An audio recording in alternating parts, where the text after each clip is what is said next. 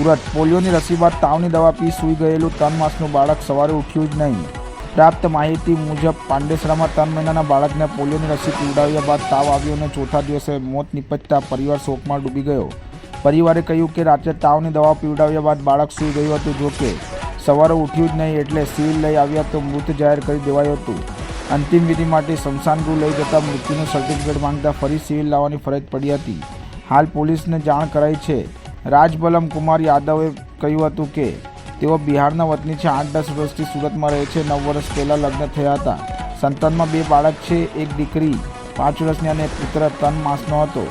4 દિવસ પહેલાં પાંડેસરા હેલ્થ સેન્ટરમાં માસૂમ પુત્ર કરણકુમારને પોલિયોની રસી પીવડાવી હતી, જોકે ત્યારબાદ તાવ આવી જતાં ફરી તેને હેલ્થ સેન્ટર પર ડૉક્ટર પાસે લઈ ગયા હતા। વધુમાં જણાવ્યું હતું કે પાંડેસરા હેલ્થ સેન્ટર પરથી ડૉક્ટરે માસૂમ કરણકુમારને આપેલી તાવની દવા પીવડાવી રહ્યા હતા। બુધવારની રાત્રે દવા પીવડાવ્યા બાદ સૂઈ ગયેલો માસૂમ કરણ સવારે જાગ્યો જ નહીં।